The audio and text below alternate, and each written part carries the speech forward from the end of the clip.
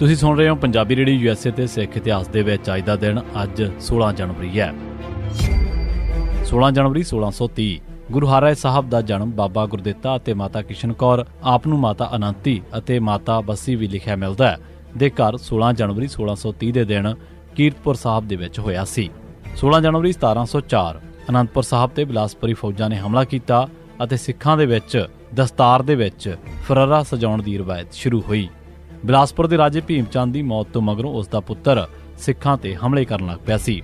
October 1700 ਦੇ ਵਿੱਚ ਰਾਜਾ ਸਲਾਹੀ ਚੰਦ ਨੇ ਗੁਰੂ ਸਾਹਿਬ ਅਤੇ ਅਜਮੇਰ ਸਿੰਘ ਬਿਲਾਸਪੁਰੀਏ ਦੇ ਵਿੱਚ ਲੜਾਈ ਮੁਕਵਾ ਦਿੱਤੀ। 3 ਸਾਲ ਮਾਹੌਲ ਠੀਕ ਚੱਲਦਾ ਰਿਹਾ। ਰਾਜਾ ਸਲਾਹੀ ਚੰਦ ਦੀ ਮੌਤ 1703 ਮਗਰੋਂ ਅਜਮੇਰ ਚੰਦ ਫੇਰ ਹਰਕਤਾਂ ਕਰਨ ਲੱਗ ਪਿਆ। ਉਹਦੇ ਸਿਪਾਹੀ ਘਾਹ ਪੱਠਾ ਲੈਣ ਦੇ ਬਹਾਨੇ ਅਨੰਦਪੁਰ ਸਾਹਿਬ ਦੇ ਵਿੱਚ ਕੋਈ ਨਾ ਕੋਈ ਸ਼ਰਾਰਤ ਕਰਦੇ ਰਹਿੰਦੇ। ਹੁਣ ਉਸ ਦੇ ਨਾਲ ਹੰਡੂਰ ਦਾ ਰਜਵਾੜਾ ਵੀ ਸ਼ਾਮਲ ਹੋ ਗਿਆ। ਛੋਟੀਆਂ-ਮੋਟੀਆਂ ਝੜਪਾਂ ਮਗਰੋਂ ਅਖੀਰ 16 ਜਨਵਰੀ 1704 ਦੇ ਦਿਨ ਅਜਮੇਰ ਚੰਦ, ਹੰਡੂਰੀ ਰਾਜੇ ਅਤੇ ਇਹਨਾਂ ਦੇ ਹੋਰ ਸਾਥੀਆਂ ਦੀਆਂ ਫੌਜਾਂ ਨੇ ਅਨੰਦਪੁਰ ਸਾਹਿਬ ਤੇ ਹਮਲਾ ਕਰ ਦਿੱਤਾ। ਇਧਰੋਂ ਸਿੰਘਾਂ ਨੇ ਵੀ ਡਟ ਕੇ ਮੁਕਾਬਲਾ ਕੀਤਾ। ਖਾਲਸਾ ਫੌਜਾਂ ਦੀ ਅਗਵਾਈ ਕਰ ਰਹੇ ਜਥੇ ਦਾ ਆਗੂ ਭਾਈ ਮਾਨ ਸਿੰਘ ਨਿਸ਼ਾਨਚੀ ਸੀ। ਉਸ ਨੇ ਨਿਸ਼ਾਨ ਸਾਹਿਬ ਨੂੰ ਜ਼ਮੀਨ ਦੇ ਵਿੱਚ ਗੱਡ ਕੇ ਲੜਾਈ ਲੜੀ। ਲੜਾਈ ਦੇ ਵਿੱਚ ਜ਼ਖਮੀ ਹੋ ਕੇ ਉਹ ਜ਼ਮੀਨ ਤੇ ਡਿੱਗ ਪਿਆ ਅਤੇ ਨਾਲ ਹੀ ਨਿਸ਼ਾਨ ਸਾਹਿਬ ਵੀ ਟੁੱਟ ਕੇ ਜ਼ਮੀਨ ਤੇ ਡਿੱਗ ਪਿਆ। ਲੜਾਈ ਸ਼ਾਮ ਤੱਕ ਜਾਰੀ ਰਹੀ। ਅਖੀਰ ਕਈ ਫੌਜੀ ਮਰਵਾ ਕੇ ਅਜਮੇਰ ਚੰਦ ਬਿਲਾਸਪੁਰ ਮੁੜ ਗਿਆ।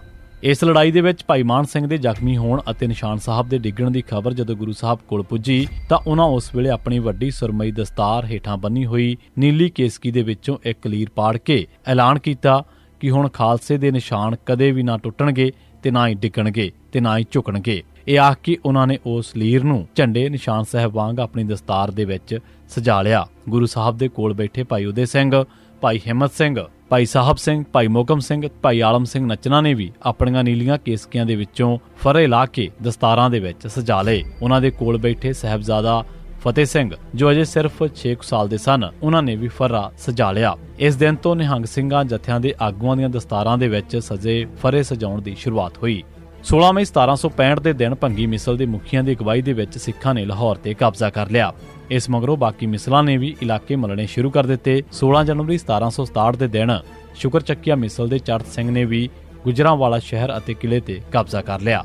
16 ਜਨਵਰੀ 1767 ਨੂੰ ਅਹਿਮਦ ਸ਼ਾਹ ਦੇ ਜਰਨੈਲ ਜਹਾਨ ਖਾਨ ਨੂੰ ਪਤਾ ਲੱਗਿਆ ਕਿ ਬਹੁਤ ਸਾਰੇ ਸਿੱਖ ਅੰਮ੍ਰਿਤਸਰ ਦੇ ਵਿੱਚ ਇਕੱਠੇ ਹੋਏ ਨੇ। ਅਗਲੇ ਹੀ ਦਿਨ ਉਸ ਨੇ ਸਿੱਖਾਂ ਤੇ ਚੜ੍ਹਾਈ ਕਰ ਦਿੱਤੀ।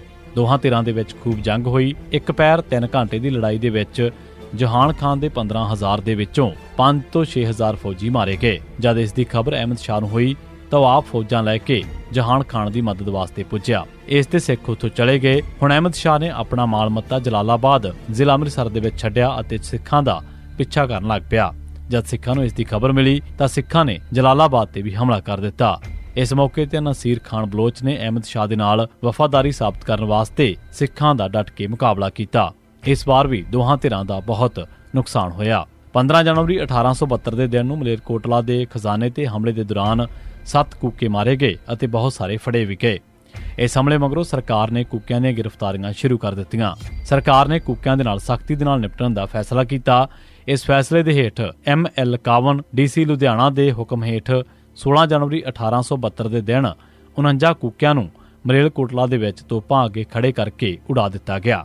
ਅਗਲੇ ਦਿਨ 16 ਹੋਰ ਕੂਕਿਆਂ ਨੂੰ ਇਹੀ ਸਜ਼ਾ ਦਿੱਤੀ ਗਈ।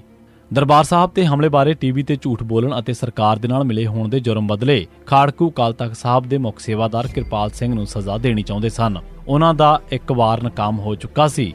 16 ਜਨਵਰੀ 1985 ਨੂੰ ਲੁਧਿਆਣੇ ਦੇ ਨੇੜੇ ਉਹਨਾਂ ਨੇ ਕਿਰਪਾਲ ਸਿੰਘ ਉੱਤੇ ਇੱਕ ਵਾਰ ਫਿਰ ਤੋਂ ਹਮਲਾ ਕੀਤਾ। ਕਿਰਪਾਲ ਸਿੰਘ ਇਸ ਹਮਲੇ ਦੇ ਵਿੱਚ ਬੁਰੀ ਤਰ੍ਹਾਂ ਦੇ ਨਾਲ ਜ਼ਖਮੀ ਹੋ ਗਿਆ, ਪਰ ਜੀਵ ਗਾਂਧੀ ਦੇ ਹੁਕਮ ਹੇਠ ਵਧੀਆ ਤੋਂ ਵਧੀਆ ਡਾਕਟਰ ਭੇਜ ਕੇ ਉਸ ਦਾ ਇਲਾਜ ਕਰਵਾਏ ਜਾਣ ਕਰਕੇ ਉਹ ਮਰਨੋਂ ਬਚ ਗਿਆ। ਪੁਲਿਸ ਵੱਲੋਂ ਜਥੇਦਾਰ ਗੁਰਦੇਵ ਸਿੰਘ, ਦਰਸ਼ਨ ਸਿੰਘ, ਖੈਬਰ ਸਿੰਘ, ਸਤਨਾਮ ਸਿੰਘ, ਡਾਕਟਰ ਗੁਰਚਰਨ ਸਿੰਘ, ਦਵਿੰਦਰ ਸਿੰਘ ਅਤੇ ਸੁਖਜੀਤ ਸਿੰਘ ਇਸ ਹਮਲੇ ਦੇ ਜ਼ਿੰਮੇਦਾਰ ਨਾਮਜ਼ਦ ਕੀਤੇ ਗਏ। ਖਾੜਕੂਆਂ ਨੇ ਅਕਾਲ ਤਖ਼ਤ ਸਾਹਿਬ ਦੇ ਮੁੱਖ ਗ੍ਰੰਥੀ ਪ੍ਰੀਤਮ ਸਿੰਘ ਉੱਤੇ ਵੀ 12 ਫਰਵਰੀ ਨੂੰ ਹਮਲਾ ਕੀਤਾ, ਪਰ ਉਹ ਵੀ ਬਚ ਨਿਕਲਿਆ।